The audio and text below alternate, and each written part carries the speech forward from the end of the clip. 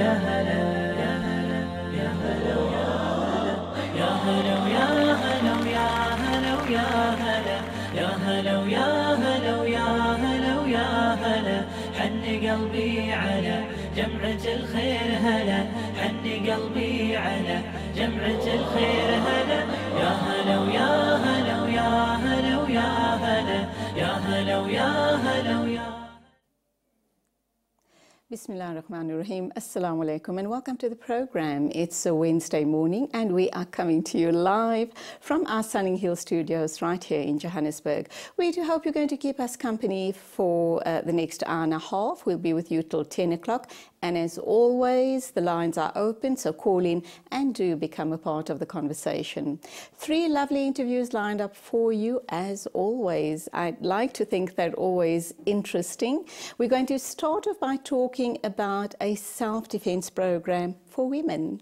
We're also going to be looking at epilepsy, and we'll be wrapping up by talking about the event of the year. And that, of course, is the Muslim Lifestyle Fest. So all of that coming up. Do keep us company. We're waiting to hear from you, but let's get to the heart of the matter, and that, of course, is self-defense for women. Now, you might be thinking that when I talk self-defense, you're going to have to invest a lot of time in getting yourself on track as far as WHIP is concerned. That's the technique we're going to be talking about, but I think you need to stay tuned to this part of the program. It sounds amazing, it sounds very interesting, and it might just work for you, so stay with us. Mark, good morning, welcome to the program. Hello Julie, thank you for having me. Lovely to have you here, Mark Grobelaar. You have come up with a concept called WHIP, and you tell me that it's been on the burner for the past 5 years and you now are just beginning to see it taking off in a huge way. Now, what on earth is WHIP? So WHIP, the acronym stands for Women Empowered. And as I was saying to you... Women empowered, yeah. Not empowered. Not empowered, no. How do you spell that? So it's I-N-P-O-W-E-R-E-D. Empowered. So I believe, well, I say a lot of my programs or in my courses is that society said because you're a woman, there's certain things you can't do. Mm-hmm. And in essence, your power's been taken away. So in WHIP, we believe that through the program, you can actually take some of that power back. So it's about empowering yourself, not empower. So empower is obviously an economic term. Now, I can see as you're sitting here, you've got some Japanese writing on your T-shirt, and that to me immediately indicated that you probably have been involved in martial arts for the better part of your life, because Yeah. you do look like you've taken good care of yourself. Thank you. Tell us about your background and how and why you've come up with this concept called WHIP. So I started karate when I was 9 years old, which is some 42 years ago. I have a 6th Dan. I've represented South Africa and I've got provincial colours. And you're still involved in karate? Not as active as I used to be. My son has recently taken up training, so I've sort of put on the gi and I'm back on the floor. So I don't think I've ever really left the space, but for a long time I was obviously actively involved, competing, etc., etc.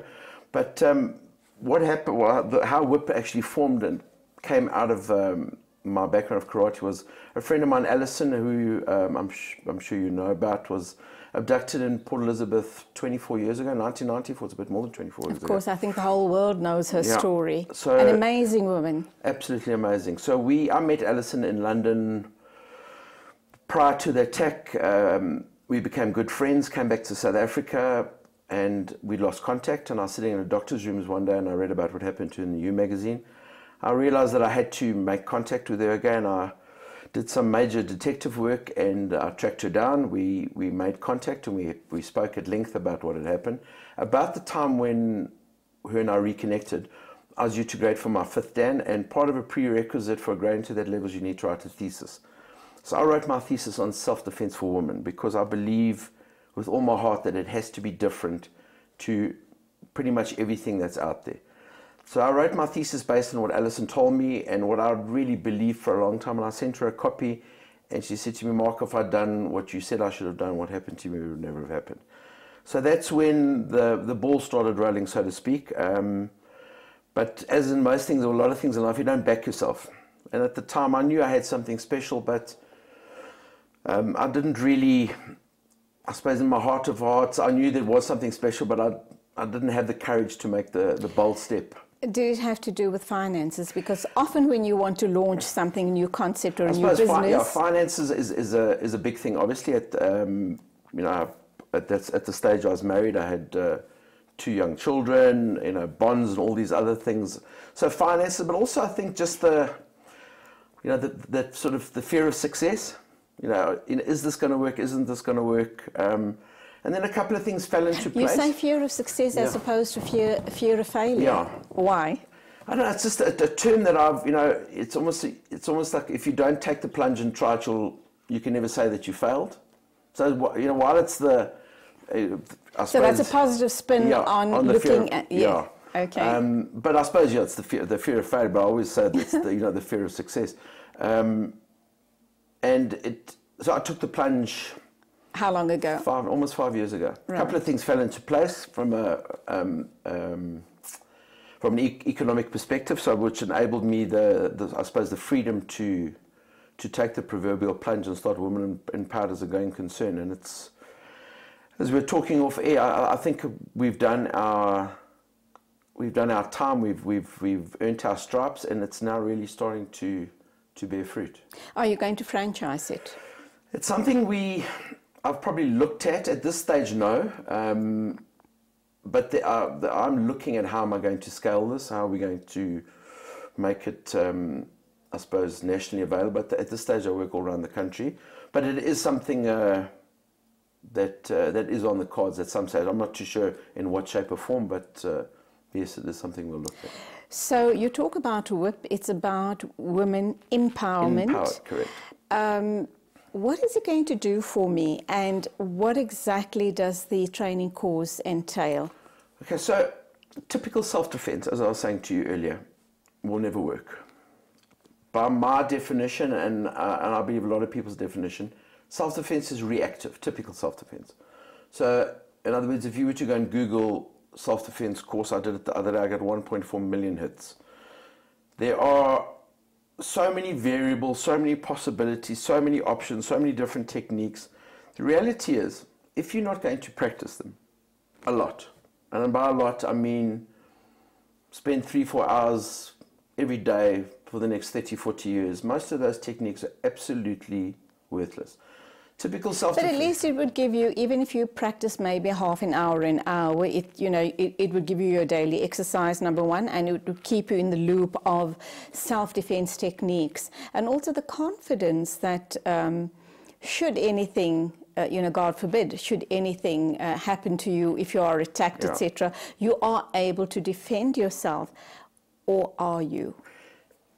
Again, yes and no. I mean, you say half an hour a day, then it needs to be part of your life. For that to work, it needs to be part of your life. You need to attend martial arts, some sort of martial arts course on an ongoing basis. It's not something you do and then you leave, which makes pretty much everything out there pointless, because people go and do self-defense courses and they get taught a whole bunch of stuff and they think it's all very good at the time, and then they go away and they never revisit it. And let me tell you right now, if you don't revisit it, when it happens one day, you will remember nothing. So WHIP is not that. It's not about heaps of complicated moves. It'll probably never work. Also, a lot of self-defense courses don't take into account that men and women are different. And the major difference when it comes to self-defense is strength. So men are physically stronger than women. So any technique that involves even the smallest amount of strength is not going to work. It's not going to work because most men are going to be stronger than you. So then it takes all that stuff and it puts it over here. So WHIP is not about that. So what is so unique about WHIP that WHIP is going to work in a situation like that? And is it all about self-defense, or is it much more than that? I like to say it's actually not about self-defense at all. And will WHIP work in every single situation? Of course not. So what WHIP is about, and what I speak a lot about, and you spoke about the Japanese writing on my chest. So this is choice. This kanji here stands for choice. And I believe everything in life is a choice. But when it comes to a life or death situation, it's all about choice. there's only three things you can do when you are placed in a threatening situation: fight, flight, or freeze. The most important one, obviously, is to flight, to leave, and a big part of what we... Or freeze. Or freeze. I mean, Alison froze. She chose to do nothing. The most important thing is to leave. And what I speak about a lot in our course is if something feels wrong, it is wrong. Leave. Don't hang around to see what it is that's making you feel uneasy. Leave. Don't try to negotiate. But it's got to be really early on in the process. You could be in a situation anywhere, something feels out of place, before it even happens. You know, we often, I say a lot, women have an incredible sense of intuition. Follow your gut. There we go. But often you don't do that. When you feel something wrong, and it's got a lot to do with the way we're brought up, there's this sense of, I don't want to cause a scene. I don't want to embarrass myself. I'm being oversensitive. I'm being silly. I'm reading too much into the situation. You're not. You see, when there's something wrong, just leave. But if you can't leave, for whatever reason, there's only two things left you can do. You either do nothing, like Alison did. Alison chose, when you read her book, she chose to do nothing. And she only made that decision very late in the process.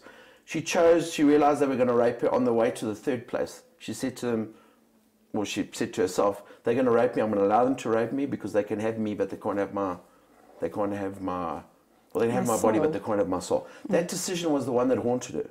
She said to me, why, Mark? Why did I allow them? This is it. You know, this feeling of guilt and beating up on yourself is going to haunt you for the rest of your life, because you're going to keep second-guessing yourself and saying, I should have, I had the opportunity, I could have. If you'd known what to do. You see, she didn't know some very basic things. I mean, one of the things, one of the rules that I speak about in my course is don't go to the second place. In other words, you don't ever want to be taken by somewhere else. But you have no power over the situation. You are literally their prisoner. Yes and no. Again, yes and no. You see, the statistics state that if you fight, resist, whatever you want to call it, at the first place, your chances of survival are around 95%. If you go to the second place, they're less than 35%. People don't know statistics like this. Okay, so you're saying three things happens to you when you're attacked. You either flee... Well, three things you can do: fight, flight or freeze. Yes. But now you're bringing resistance into the equation. Why? Let's hold that thought. Let's take our first ad break. I'm talking to Mark Grobelaar. He has invented a self-defense program for women and children called WHIP. Do stay tuned. We're going to unpack all of that after the ad break.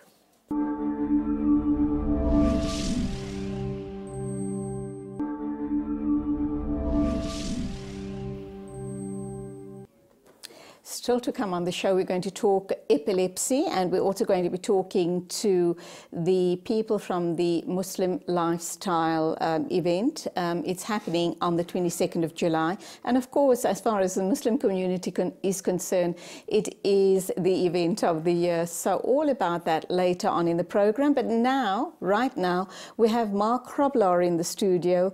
He is promoting a concept called WHIP, targeted at women and children, and let's hear what it's all about. Now, Mark, you tell me, you know, just before the show started, I asked you how much of time do I need to invest in this concept, and you said to me 4 hours. I nearly fell off my chair, because what on earth am I going to learn in 4 hours that's going to change my outlook on life and change my perception in a dangerous situation, perhaps? So, I'm glad you raised that point, because that's what really makes WHIP unique. And if you want to learn, as I mentioned before, typical self-defense, you need to invest hundreds, thousands of hours. Or your entire life, perhaps. Exactly. What we teach in WHIP, and as I said earlier, is the ability to make that choice, fight, flight, or freeze. Now, a big part of our philosophy is, if you choose to fight, and I'm going to take the word fight out, because fighting is an art, fighting is something you need to invest time in to learn to fight. But what if I said to you, Julie, I could teach you in 4 hours how to immobilize any human being walking on the planet with a really, really simple technique that didn't matter what physical shape you were in, didn't matter your age, you didn't have to be strong, fit, whatever. It could work for anyone. I'd say to you that I can't believe that, simply because when we talk about these dangerous situations that you find yourself in, you're always told, don't make eye contact with the attacker or the perpetrator. And now, obviously, you're leading me to, I hope I'm wrong, but you're leading me to believe that there's some form of negotiation that's going to go on here. No negotiation, no negotiation. So basically what the thought process is as follows. When you're placed in a situation where you feel threatened, where you feel your life's in danger or you might get raped, there's a decision to be made. Do I get away straight away, yes or no? If you can't get away, do I fight or do I do nothing? As I said, or do I mobilize it? There's no negotiation. I decide that you're threatening my life. You have stopped me from leaving. I'm going to now do the one thing that I know to immobilize you. All right, so what's that magical thing that we do? Well, I'd like to tell you, but I suppose you might as well. Yeah. So basically, there's only one target on the human body that can immobilize anybody by striking, and it's the throat. All the time. There are a whole bunch of targets on the body that might immobilize someone some of the time. But the throat, if you strike the throat with a small amount of training, not a lot of training, I don't care who that person is, and that's what we cover in the course, you will immobilize them and give you, is it going to solve all situations? No. Is it going to work if there's 5 people? No. But it's an option that you didn't have before. So WHIP is not professing to solve all problems. It's not professing to be a self-defense system, but because it's not. What WHIP is, it gives you one shot at something that you didn't have before. And with WHIP comes the belief that you can do something that you thought impossible. But now here's where I come in again. I'm in this situation, there are 1 or 2 perpetrators. Obviously, if you get 2 or more perpetrators, right, 1 or more, you're not going to be able to do that, because the moment I target your throat to immobilize you, the other guy is going to attack me. 100%, I agree 100%. And we're not professing to do that. But there's 2 things that can happen. You decide in that situation where there's 2 or 3, and I always say to the woman, because you need to decide what they want. If they want to rob you, then please allow them to rob you. If you think they want to rape or murder you, you have to make a decision. Are you going to let that happen, or are you going to fight until that happens? But now WHIP is much more than just that decision to go at the perpetrator's throat or your attacker's throat. To me, it sounds like it's also some sort of motivational, inspirational, and coaching that is all crammed into this 4 hours. Is it not too much information to take in a 4-hour period? No. Again, we do the course in different layouts, if I can use that term. So it can be done as 1 times 4-hour session. It can be done as 2 times 2-hour sessions, or what I do with a lot of corporates, 4 times 1-hour sessions. So, for example, I deal with a couple of big banks, and we go on a Friday afternoon for an hour a week for 4 weeks. So I prefer it that way personally, because it allows you time to take a little bit of information, go away, think about it, and come back. But to your point about the motivational side, most definitely. And that wasn't something I saw initially when I started this. For me, it was about teaching you this technique.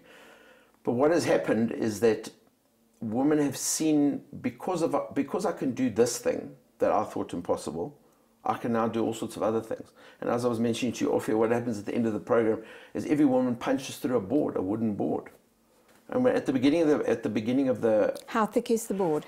It's 20 mils thick. It's a piece of pine shelving. You know, and for years you sort of look at experienced karate guys doing it, and you think, oh, it's amazing. And as I mentioned to you when I got to you earlier this morning, is that if you don't think you can, you can't.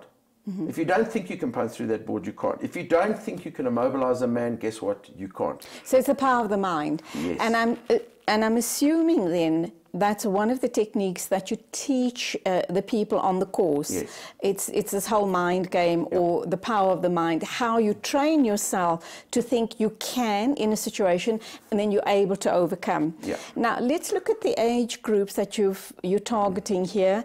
And do you kind of adapt or adjust the program when you go to schools? Because I do know you go out into schools as well. The program, so I like to think, well, let me put it this way. I position the course the youngest from grade 7, which is back in our day, standard 5. So I would get very confused with this grade story.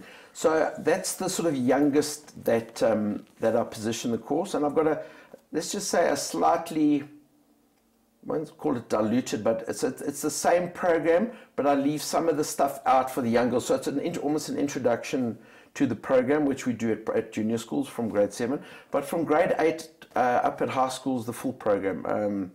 We have been at a couple of schools where we've done up to 200. We've done the program for 200 girls in the morning. A little bit manic. I used to have hair in the early days, but so we do go through the full program. 210 girls at a number of schools in the Joburg area, and they all go through the full program, break the boards, and it's a very, very empowering experience. And I always like to tell the story. So I asked the young girls or the women 2 things after doing the program. Send me an email. Tell me what your experience was, because everybody has got a story to tell. Everybody's fighting a battle, but just tell me what this meant to you, because I've realized that it's not about just the technique, it's about the process. And tell someone about it. So I got an email from a young girl last year after doing the program at a well-known high school in Johannesburg. And she wrote me this email: "Hi Mark, thank you for coming to the school, and thank you for teaching us how to break the board," and quite a long sort of thing. But then she says, "I'd like to tell you my story." She says, "I was raped by my uncle when I was 11. She says, I could never forgive and forget. She said, after I broke that board and I started crying and you told me it was fine, blah, blah, blah. She said, I went home and I greeted my uncle for the first time because I was free." So it's also about getting rid of all your demons. Yeah, everybody, that, as I said, that board that they punched through could represent anything. It could represent fear, it could represent anxiety, depression. And as I say to the guys, you can either stand on this side of the board and look at that board, or look at that barrier in your life and say, well, I can't. Or you can take a... Okay, so at the end of the program, no one's going to be, no one is going to have all this brute strength. No. You haven't empowered them in that way to have brute strength. No. It's really about building up your confidence and making the right choice in a situation that you're not comfortable being in, and not necessarily in a situation where you're being physically attacked. It could be with a loved one, a situation with a loved one, having a fight, having a disagreement, and just being in a situation where you can be making the right choices. 100%. That's the one thing, yes. The choice. And then number 2, what about, earlier on we spoke about other forms of martial arts, and you suggested that with something like that, you've got to be in practice for the rest of your life. How much of practice do you have to be in whip for to be able for it to work for you for the rest of your life? You need to do the course. Once you've done the course, you don't need to go and practice what I teach you. I think you need to think about it. It needs to be part of your, how can I put it, part of your thought process on a regular basis. Personal protection is not something you do and then you forget about. You need to think about it, but you don't need to rock up and practice what I teach every day. And that's what makes it unique. And it's not because I say so anymore. It's because 2,000 women that have gone through the program, they agree. When I started this, it was because Mark said so. Now I can go, I mean, I've got a few celebrities that have done my course, and the one lady, she lives in Cape Town at the moment, and I think she did the course probably 5 or 6 years ago. And I still speak to her on a regular basis. She's one of my ambassadors or my whip angels, and she said to me, Mark, it's as if it was yesterday, because the breaking of that board, I often say to people, once you've broken that board, you will never forget the day you broke that board. You will never forget that you can break a board, and nobody will ever say to you, Julie, you can't break a board, because you're going to say, nonsense, I did, I know, it's there in my drawer in 2 pieces, I know that I can do that, and I know what I did to do that.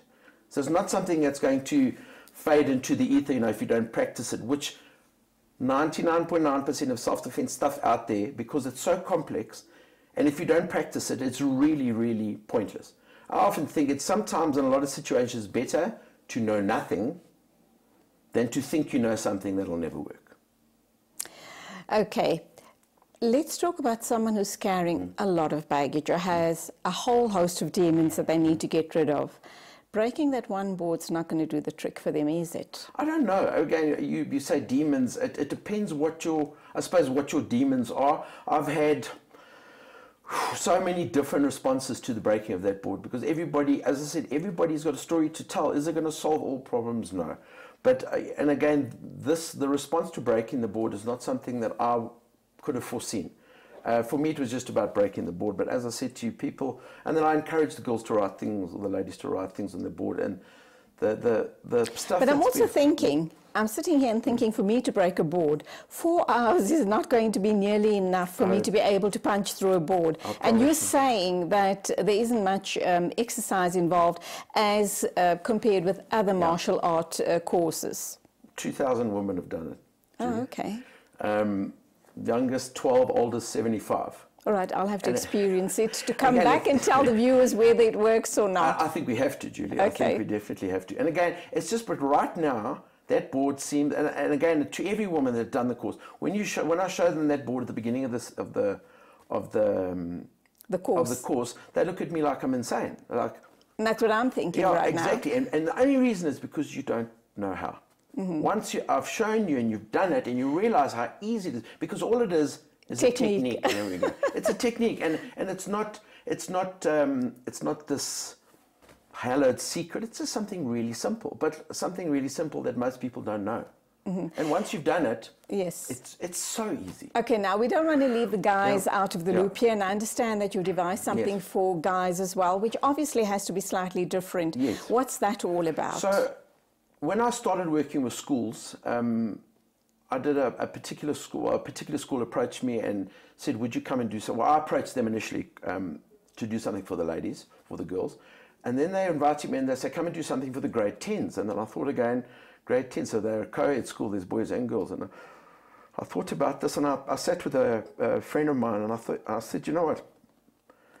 There's a need for men to know what to do as well. There's this perception, and I joke about this, and some of our male viewers will probably hate me for this, but men think that because they are men, they are born with a certain set of skills. You know, I'm a man, I know stuff. I'm a man, I don't need to know directions. You know, all guys know where they're going. They don't need.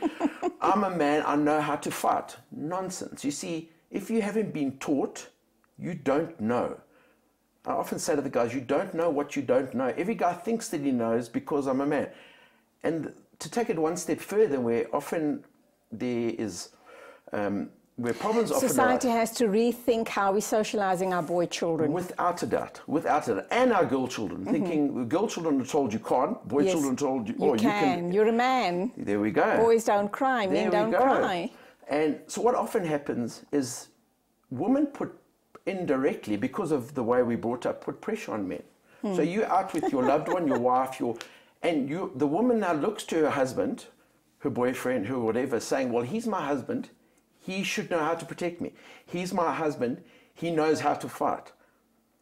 The man's now thinking, well, if I get into a situation, I need to prove to my wife, my girlfriend, that I'm a man.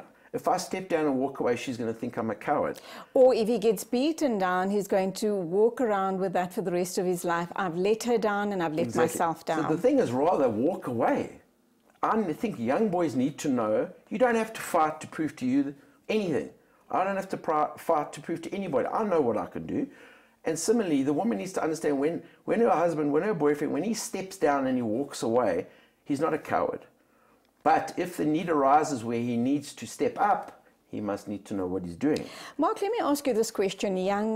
Lots of young couples in raising their children, they want to give the best to their children. So oftentimes, I think I did it when my kids were young too, sent the children for karate classes, and the thinking, and rightly or wrongly, is that at least it's a form of self-defense. It's also exercise. It's going to teach them discipline. And God forbid, if ever they find themselves in a compromised situation, they will know how to defend themselves. So all of those things are in place, but what about if that child is a bully and starts throwing his weight around? Where and how do we draw the lines on those issues? You know what, I suppose Or even young men thinking that I'm a kickboxer, I've got a black belt, etc., etc. So, you know, you go out thinking that nobody or nothing's going to touch you, and you kind of almost throw caution to the winds and invite or provoking that type of negative attention. You know what, Julie? What you've hit a nail on the head, and you are so true. There are so many people out there that go and do martial arts, that go and do whatever, and use it wrongly. I don't think that's ever going to go away. I think that's an issue around character, and you're always going to get the people the bullies, the people out there that want to use what they know and show off. I mean, as I said, I've been doing karate my whole life, and I've encountered heaps of these people. I can tell you that a lot of these people come short. You know, there's ways within the organizations, within the dojos, where bullies are dealt with quite quickly. But it doesn't stop it happening. People, I mean, there's going to be bullies out there, whether they know martial arts or not. And the famous last words being, do you know who I am? Yes, yeah, hold me back. Let's wrap up. In closing, what do you want to say to our audience, and why should they sign up to WHIP?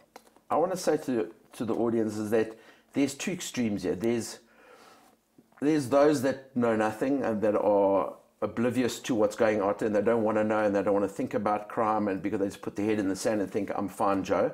And then there's the other group on the other side, people that rock up and go and practice a martial art religiously, whether it's judo, karate, whatever, that want to learn to defend themselves, and they're investing time in their lives. But then there's a whole bunch of people in the middle that don't want to know nothing, and they also don't want to go and learn a martial art for the rest of their life and get punched on the nose.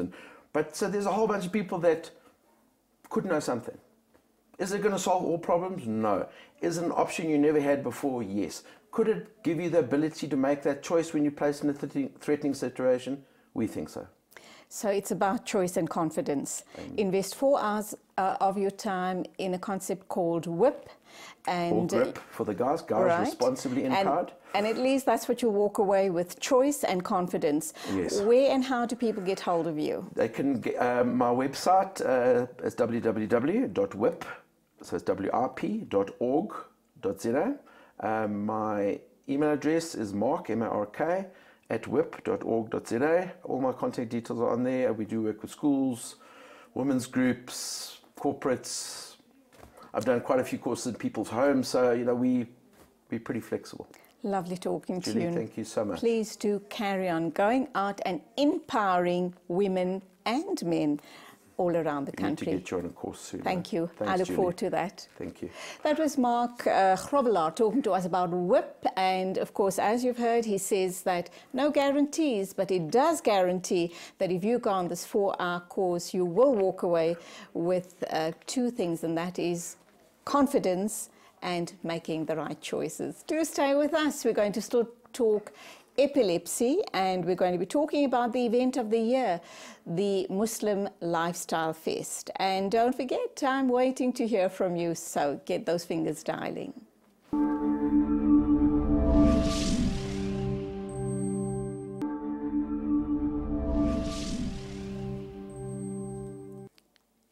Now, it is said that epilepsy is one of the most common neurological disorders which affects both men, women and children alike. It does present on a spectrum, so no 2 conditions can be treated the same way or are presented in the same manner. Let's understand what exactly is epilepsy, and if you or your loved one suffers from this condition, perhaps through this interview with Epilepsy South Africa, Sandra Pole being the Executive Director, who is our guest this morning, we hopefully can unpack some of those issues and give you more clarity on this condition, which I understand can be very debilitating. So do stay with us for at least the next half hour right here on Let's Talk. Sandra, good morning. Welcome to the program. Good morning, Julie. Thank you for having me here. I just need to correct you, Assistant Director. Assistant Director, at there you go. Gauteng branch, yes. Okay, fine. And one of the days when we next speak to you, you will be the director, hopefully. Okay, thank you. All right, we have talked with you before here on this very show, and there's a reason why we're talking to you again this time around. We've just come out of Epilepsy Week. Am I right? Yes, you are right. Although Epilepsy South Africa do not really celebrate this week that's just gone by. What we do celebrate, and that was the last time I was on your show, is the International Epilepsy Day and the following week in the second week of February. Okay, now why has it been in the spotlight this past week? Any particular reason for that? It's still celebrated. It is still Epilepsy Week for a lot of other organizations. But Epilepsy South Africa has partnered with international partners so that we form part of the international week.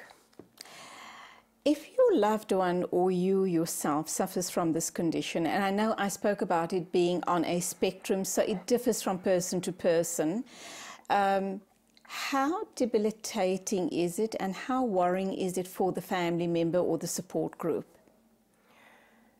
Julie, it can be very debilitating for the family and definitely the patient.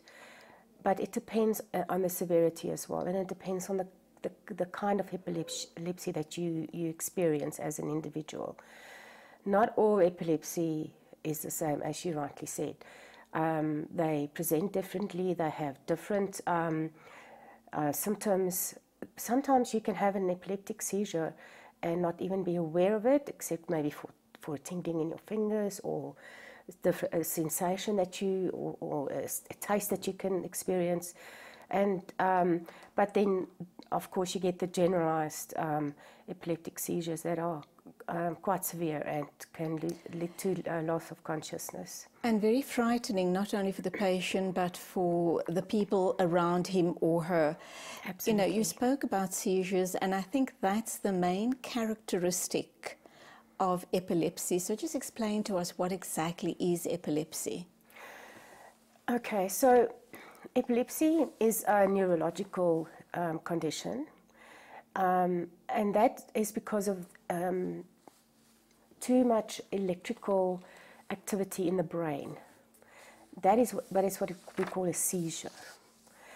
When you experience more of these seizures to such an extent that it is having an effect on the quality of your life, you can then be diagnosed as someone with epilepsy. So yes, you can have seizures. Some people have a couple of seizures and never again. Some children develop epilepsy at a very young age, and that stays with them forever. But it can just leave you. So we can never say, we can always treat it, but we can't say it's left you, it's gone forever, because we don't know. I think one of our most important things that we try to advocate is that it can happen to anyone at any time. That's why our theme for this year is first time. And that means anyone can be affected for a whole lot of reasons. That's difficult to actually, you have to go for a whole lot of tests, neurological tests, medical examinations. You've got to know your history in order to know this is what causes my epilepsy. I should imagine there's a genetic component, and I should also imagine because of that you're born with a condition. Or do you find that people later on in life, due to trauma or accidents, then start presenting with epilepsy? One of your questions that I read, Julie, was that can stroke cause epilepsy? Now, in about 5% of cases, epilepsy does follow a stroke. And the same with accidents, brain injuries, the oxygen deficiency during birth, or for any other reason, like drowning or accidents like that. All of those can cause epilepsy in one way or another, or cannot. So it depends on you as an individual. It depends on how your system works and how it affects your brain. Let's come back to the question on strokes and epilepsy, but let's do that right after the ad break. Okay. I'm talking to Sandra Pole from Epilepsy South Africa. We've just come out of Epilepsy Awareness Week, which happened last week, but I don't ever think there's a right or a wrong time to be discussing these issues, which are of importance in the community and society at large. If you have any comments or questions around epilepsy, please do give us a call on the open lines. But first, let's take an ad break.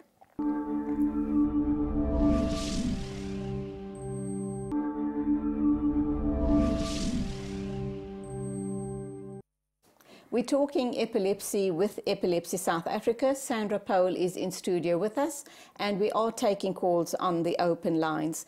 Now, Sandra, just before we talk about the organisation, the foundation, we spoke about strokes and epilepsy. Let's assume you, and I know you're not a medical doctor, but because you're involved in the foundation, you do know more than enough to be able to assist us with these questions. Let's assume you've never presented with any seizures in your life, but after having a stroke, you now start having epileptic seizures. How dire is your situation? Once again, it depends on the severity of the seizures, which can, the ratio between very severe and not as severe. Like I mentioned, 5% of the cases do present with epilepsy. And if it then continues to be a problem and it can be diagnosed as epilepsy, it can be treated with medication. But I think that's where a medical doctor would come in and say, you know what, this medication we can't give because of the stroke. So it's and other comorbidities, obviously. Obviously, yeah. So yeah, it's once again individualized. All right, I know you've brought a clip along, and you do want to create awareness about the foundation. Who and how do we access, support from the foundation? How long are you in operation? Epilepsy South Africa. That's right. Epilepsy South Africa has been in operation since the 60s. And then we were known as SANAL. Around about 2002, the name changed to Epilepsy South Africa. And we are all about awareness. That is our big community drive. There's such a lot of misconceptions about what epilepsy is and what to do in the case of someone with epilepsy. And that's where we go in. We have got a lot of community projects and development in order to raise awareness. Other than that, we have residential centres where we help with people who have got epilepsy, but also other disabilities. So what with the residential, is it an in-house facility where you keep people on an almost indefinite basis? Yes. Oh. So if you can maybe just picture the scenario of someone who was in a car accident with brain injuries, and then developing epilepsy after that, and the family not being able to take care of that person is where we come in. So we work closely together with the Department of Social Development, the Department of Health, and the public and family members in order to be there for these people. So, and you're non-profit, are you not? We are a non-profit organisation, yes. And very dependent on the goodwill of the public. Very dependent, yeah, which is part of the awareness. Wonderful. Yeah. Yeah. All right, let's take a look at this clip that you brought along, and then we'll continue the discussion thereafter. I can just quickly say to you that the clip is about Campy. And Campy is a seahorse, and it looks very much like the hippocampus in the brain, and that's our way of making the children aware of either their condition or their friend's condition about epilepsy, because there's a lot of fear, as you can imagine, and uncertainty. And that's why we use Campy as our mascot. When you talk about epilepsy in children, and I'm just thinking about misconceptions in the general public, do you find that people often seem to associate epilepsy with a mental disorder? And Yes. if so, it must be very difficult for the patient or family members to try and dispel that myth. Very difficult. But it is, epilepsy on its own is not a mental disorder. But because of a couple of other conditions that may lead to epilepsy, you get your mental disorder as well. So that makes it even more difficult. But just with epilepsy and children being in school, it's very difficult. It's very difficult for children to understand a seizure and not to be affected by it in such a negative way. Mm-hmm. And that's where Campy comes in, because when you understand, you will handle the situation better. Okay, let's take a look at the clip that you brought along, and the clip is about Campy. Yes. Right, we're going to take a look at this clip that Sandra's brought along with her. Hopefully it's going to give us a better overview and understanding of epilepsy, very especially with children, and thereafter we'll continue the discussion. So do stay with us.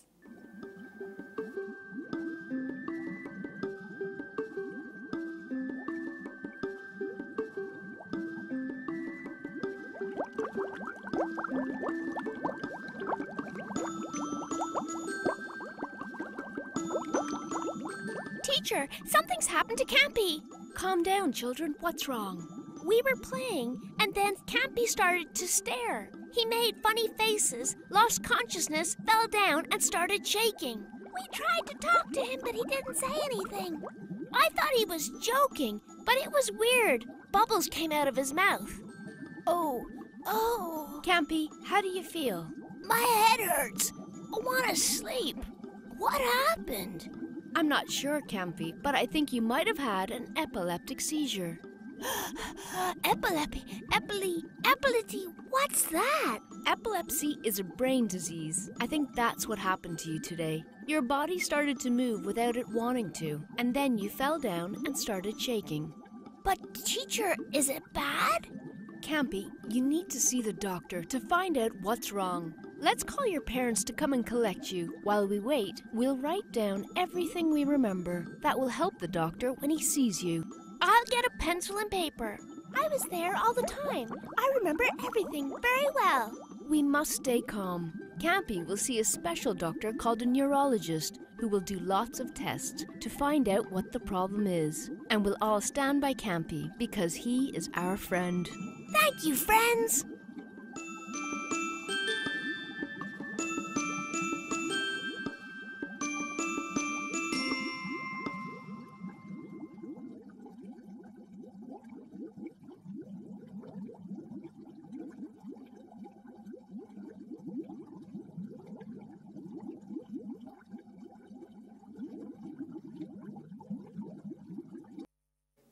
Lovely, informative little clip, and I'm sure that if schools and other organisations would like to get their hands on it, it would be available through Epilepsy South Africa.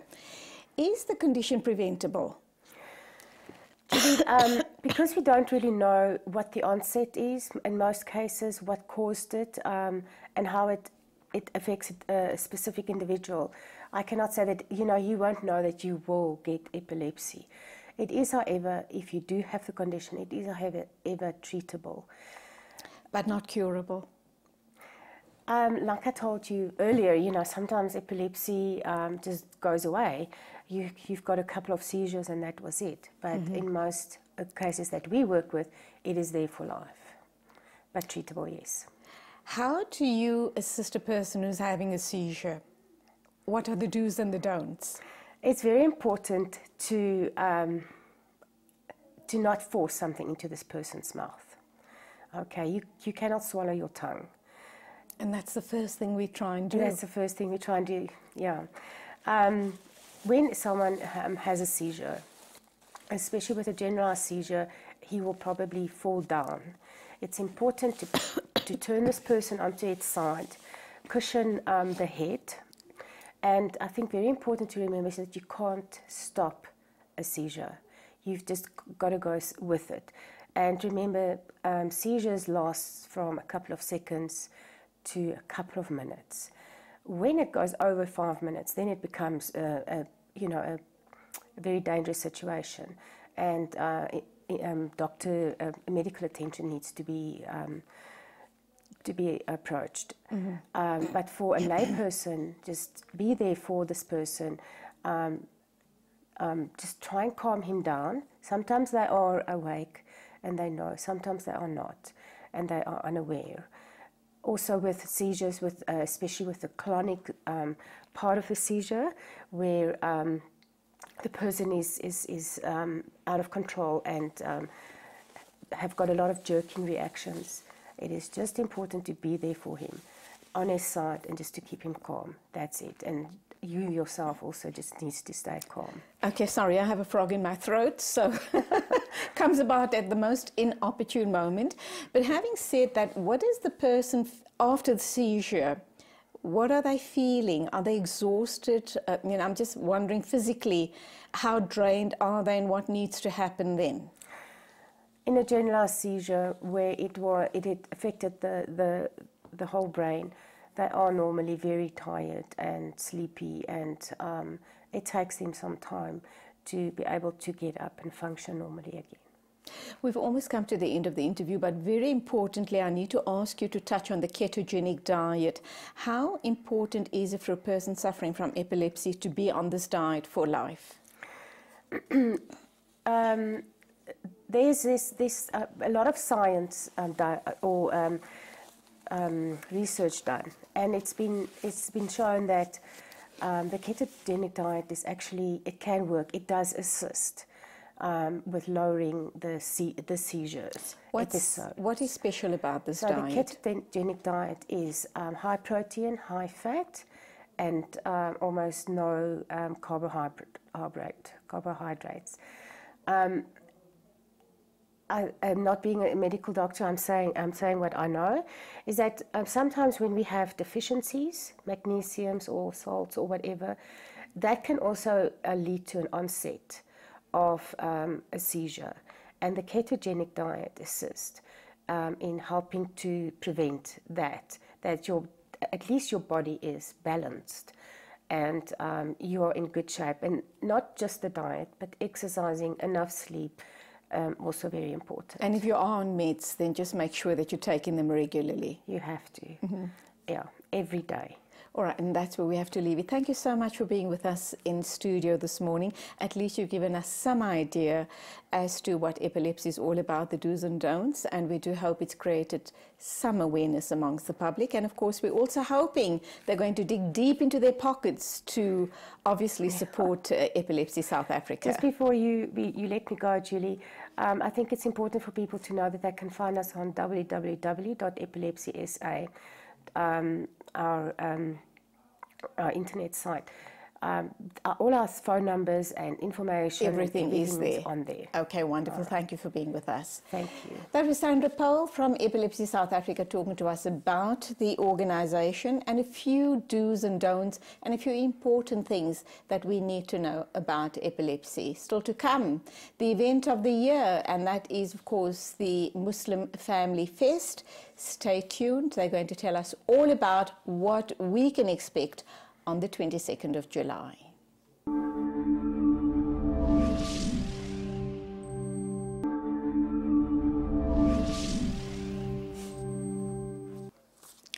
And we're into the final segment of the show this morning, and we're now going to be talking about the event of the year. I'm not kidding, it is in fact the event of the year. If we go by what happened last year at the time was known as the Marriage Conference. This year, because they're encompassing the entire community, it is now known as the Muslim Fest. And let's hear what exactly is it that's going to happen differently this year. Like I said, if you make a comparison what happened last year at the fest, it was fabulous. It was truly, truly professional. It was of world-class standard. And I'm just wondering what's going to be pulled out of the hat or the box this time around to make it even more special than last year. We have two young men in the studio with us. They are very, very vested in the fest, and they're going to tell us all about it. The first one is Mohammed Yasin. Mohammed, love the name. It sounds like a Bollywood name. And also Hussein Kala, and they're involved in the festival this year. Assalamu alaikum, guys. Welcome to the show. Jazakallah for having us. Okay, what's it called this time around?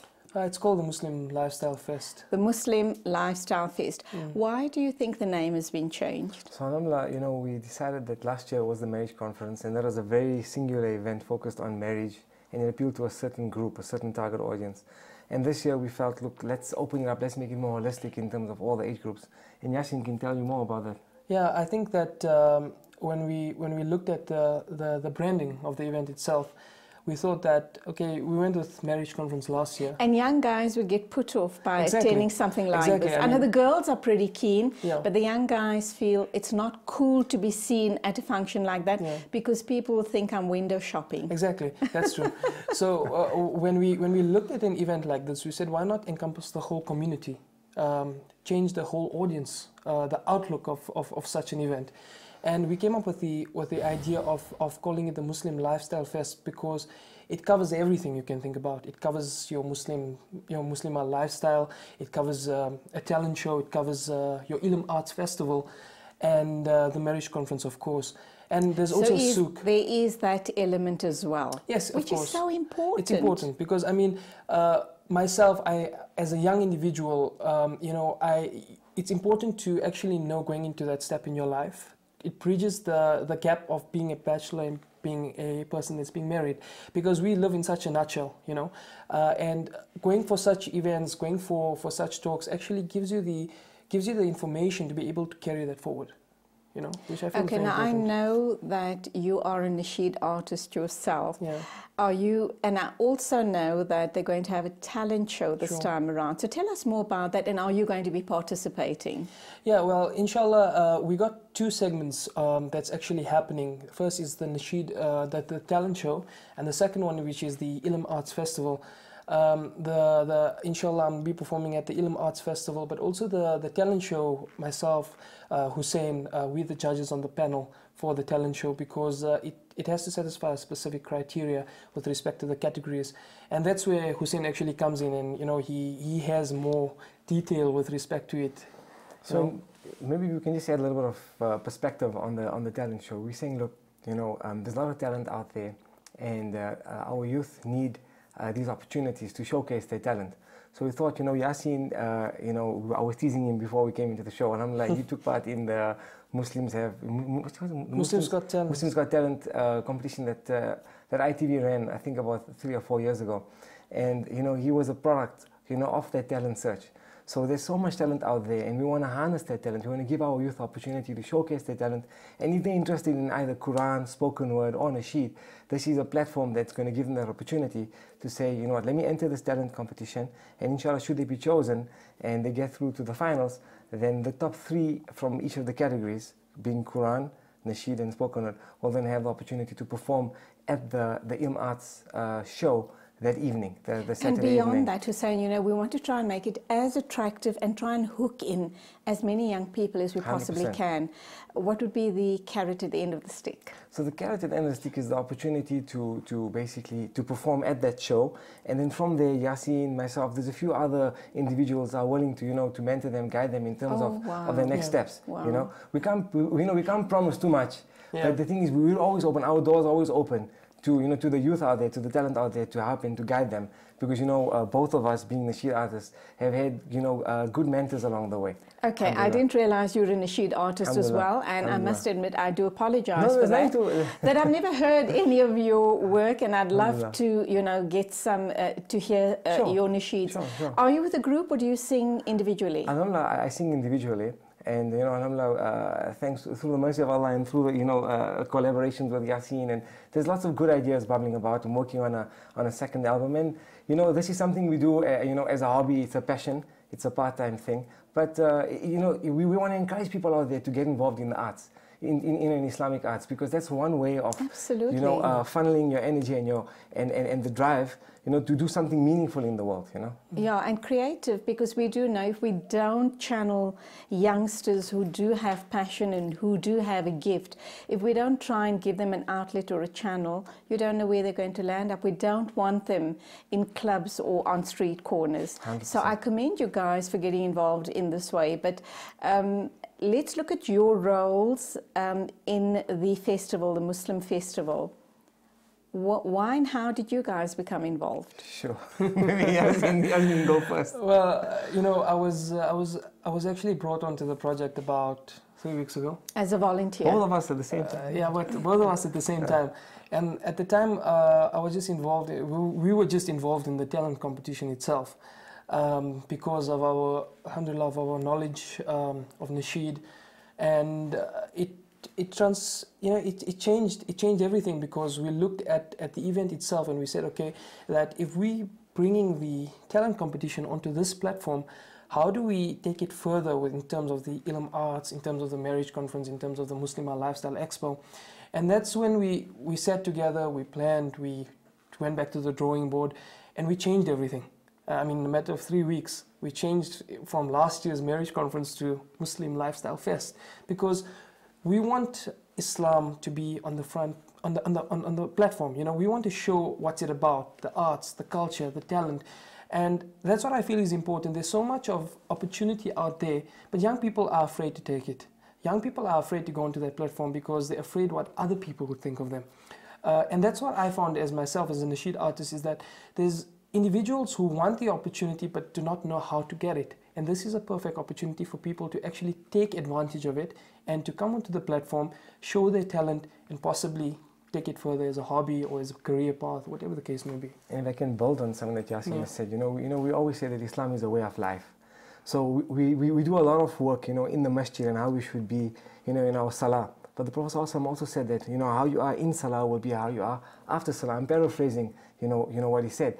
But this whole conference is how you are out of the masjid, how do we showcase Islam, how do we live Islam out of the masjid? Because the masjid, our salah is one important, it was one of the pillars, but how does it spill over in terms of how we do our entertainment, you know, how we dress, how we look at fashion? Because all those things are important to young males and females, Muslims and Muslimas. And it's a part of our everyday lives, and we need to apply our minds to it. 100%. That everything is halal and acceptable and modest. So I think that a fest like this once a year is just not enough. And we know that we're hungry here in South Africa. We're hungry for halal entertainment. And I also know that logistically it's probably a nightmare. There's months of planning that goes into something like this. So where I'm asking for more than once a year, perhaps it's a bit unrealistic. But yes, we sorely need this type of entertainment, not only in our community here in Johannesburg, but obviously all around South Africa. But let's hold that thought. Let's take an ad break. I'm talking to two young men. They are volunteers on the upcoming event of the year, which is happening on the 22nd of July. They're here to talk about their involvement and also to whet your appetite to make sure that you get your tickets and not miss out on the event of the year. Do stay with us. Let's take an ad break.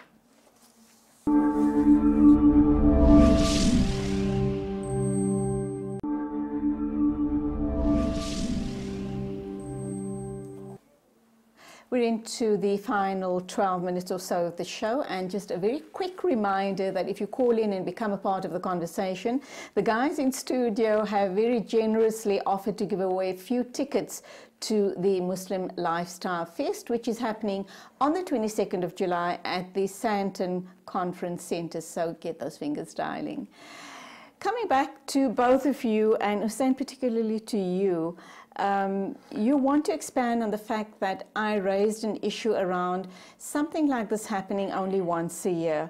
We as the Muslim community are hungry. We are truly hungry for halal entertainment. You want alternatives. We all want alternatives that are halal and that are, you know, respectful and that portray the right value system, right? So, you know, last year was the marriage conference. And the organizers this year said, look, But even though it was a marriage conference, we know that families came out in their droves. Correct. you know, and we had quite a few families. And this year we said, look, how do we get more families involved? How do we get the husbands not being dragged there by their wives, like myself, I was dragged there or whatever it is. You know, how do we get people to come there willing and say, listen, I'm excited about this. So we said, look, let's evolve this thing into the Muslim Lifestyle Fest. And inshallah, this is a test run for us. It's a prototype because based on the success of this, we'd like to do stuff like this more often and in different ways. And then take it to KZN and the Western Cape as well. And just to add on to what you're saying, that you thought you may have been dragged along. I actually dragged my husband along and honestly, he can't wait for the 22nd of July. He thoroughly enjoyed it. I think he walked into a couple of the talks, the one by Maulana Ibrahim Baum, and then the one or two overseas guests, and he was raving about it. And he comes from a corporate environment. And the one thing he said to me, and please guys, take this back to all the organizers as well, was that the speakers from overseas, including our local speakers, were very, very professional, and the talks were of such high caliber. So very well done to you guys, and I hope that we're not going to be let down this year. Are we getting bigger and better speakers? If I can use that terminology, no reflection to the speakers last year, they were exceptionally good. Yeah, well, we've expanded in some places, like in terms of the speakers and the individuals that we're bringing down, like based on the Ilm Arts Festival. That's one segment. You keep referring to Ilm Arts. What exactly is that component? Okay, well, the Ilm Arts Festival is a component of culture and basically talent, I'd like to say. So we have individuals who will actually come onto the stage, those of spoken word, those of hip-hop, those of nasheed, and they'll be presenting themselves. Those are individuals who have already performed across the world, or wherever the case may be. Then the second segment of it is the talent show, of course, of the Ilm Arts. So it basically flows into each other, but at the same time, it's something that's brought a different spin to the event itself. Not only people will be sitting in talks the whole day, people will enjoy edutainment, what we like to call, you know. So the Ilm Arts itself is displaying culture, it's displaying a lot of Islamic elements, but also elements of humanity, elements of individuality, and basically something that everyone can sit and enjoy. You know. All right, let's just remind our viewers that if you call in within the next few minutes, inshallah, you'll be able to walk away with a couple of tickets to this amazing event. I keep referring to it as the event of the year. It is, in fact, the Muslim Lifestyle Fest. It's happening on the 22nd of July at the Sandton Convention Centre. So if you call in, you're going to walk away with a few tickets, inshallah. Hussein, Mohammed Yasin's talking about the talent show and Ilm Arts, but there's another very serious component to the event, and that is the amazing talks on relationships, troubled relations, coaching, motivational talks, etc. Tell us about that. So, look, Rasul said that you know half our faith is marriage, and there's a reason for that. You know, and a happy home is the best thing that one could hope for, right? Builds very strong societies. So one of our goals, one of our missions, the purpose that of the marriage conference per se, is to help people find that happiness in their home. And to build that happiness in their home. So we'll be providing the right toolkit, the right mindset, the right tool set, the right skill set in terms of building a happy home, building happy children, building children who are respectful, and also who have a vision, a long-term view, who are grounded, and proud to be Muslim. And I think that was the aspect that was maybe slightly missing last year with the marriage conference. It was more focused on the young couples and couples, and there's nothing wrong with which that. is great. But Absolutely. This year we've added the dimension of here's Ilm Arts, here's there's the Muslima corner, or what's it, the Muslima lifestyle. Sisters Corner. The Muslima lifestyle, which also incorporates fashion, Islamic fashion. Trends. So we want our Muslims and Muslimas, the boys and girls, to be proud to be Muslim, to be able to be torchbearers of Islam, to be able to go out there and say, listen, I'm comfortable in my skin because I can express myself. And I'm comfortable in my hijab. I'm comfortable being dressed as a Muslim, Correct. as a modest Muslim woman. Correct.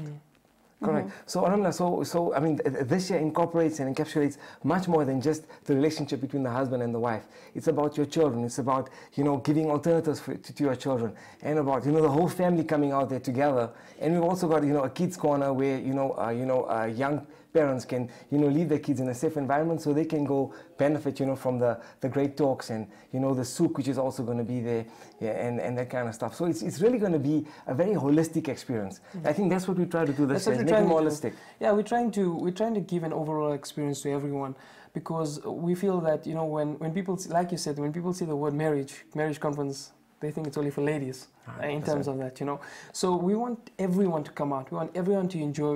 It's an event for everybody, not just for ladies, not just for men, not just for kids. Everyone can enjoy their own sector of the event itself. Now, it's happening on the 22nd of July. It's a Saturday. It's a Saturday. What time does it start? And I'm assuming you've got to put aside the entire day. You want to cram in as much as you possibly want to for the entire day. Well, the way the program is set out, registration would actually start at 8 o'clock in the morning and finish at 9 o'clock, and then the marriage conference would actually take place together with the Muslim lifestyle throughout the day and the souk. And then the marriage conference comes to an end at around 7:30, and then that's where the Ilm Arts and the talent show actually starts. So we've left. So you're going to keep the public there for as long as you possibly can. I feel that it's something, because it's once a year, because it's something that encompasses everything. We try to fit in as much as possible in one day, and at the same time we try to bring people together so that they don't get easily tired.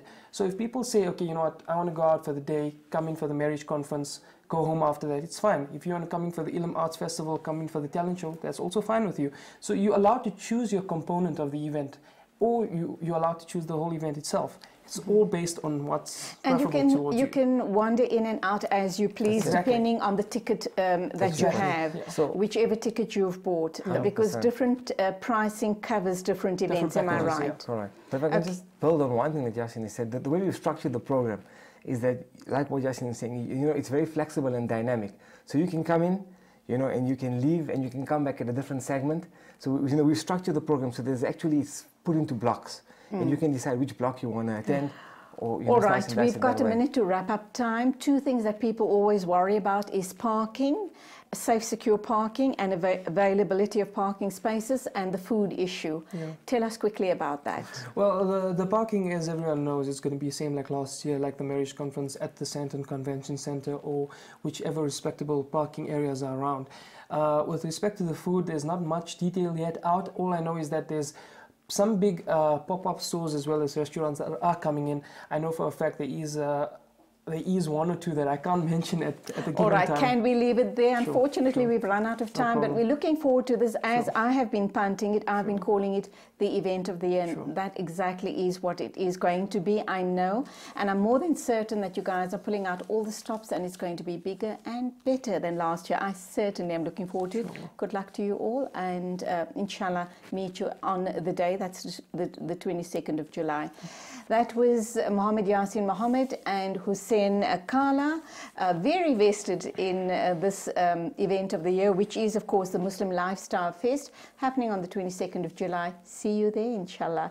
Till Saturday morning, as always, it is Assalamu Alaikum and Khuda Hafiz from me, Julie Alli. Attend the Muslim Lifestyle Fest on the 22nd of July at the Sandton Convention Centre in Johannesburg. Be inspired by prominent speakers at the marriage conference. Enhance the woman in you at the Muslim Lifestyle Expo. Experience artistic talent at the Ilm Arts Festival. Find the right marriage partner at Soul Seekers.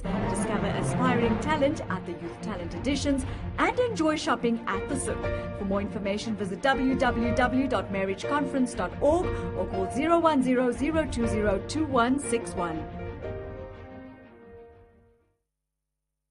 Ya hala, ya hala, ya hala, ya hala, ya hala, ya hala, ya hala, ya hala, ya hala, ya hala, ya hala, ya hala, ya hala, حن قلبي على جمعة الخير هلا، حن قلبي على جمعة الخير هلا، يا هلا ويا هلا ويا هلا ويا هلا، يا هلا ويا هلا ويا هلا ويا هلا، يا هلا ويا